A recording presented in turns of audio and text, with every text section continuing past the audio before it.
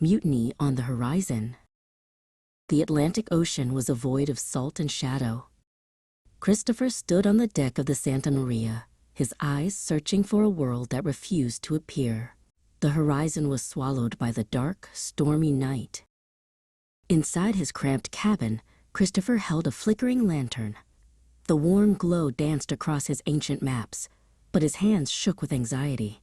The maps promised land, but the endless waves promised only a grave.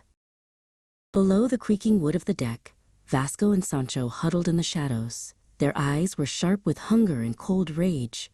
"He is leading us to nowhere," Vasco whispered, his voice low and dangerous. Sancho gripped a heavy iron tool, his knuckles white from the strain. The ship groaned under the weight of a massive wave. "One more night," Sancho muttered to the darkness. "Then we take the wheel by force."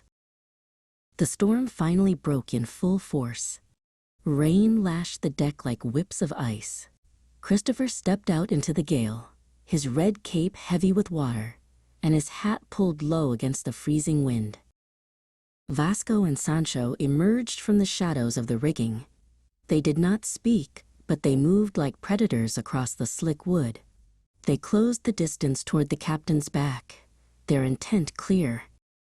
Christopher turned suddenly, sensing the movement behind him. The flickering lantern light caught Vasco's face, revealing the desperate edge of a mutineer.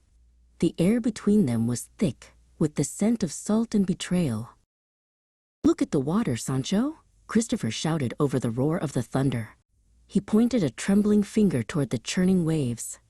He did not look at the men. His gaze was fixed on the abyss. A flash of lightning cracked the sky, turning the world a brilliant, cold blue. In that momentary light, Christopher saw a single green branch floating past the wooden hull. It was the sign he had prayed for. The anger in Vasco's eyes turned to sudden wonder as he saw the branch. Christopher stood tall against the wind, his red cape a beacon in the dark. The horizon was still hidden, but the mutiny was over.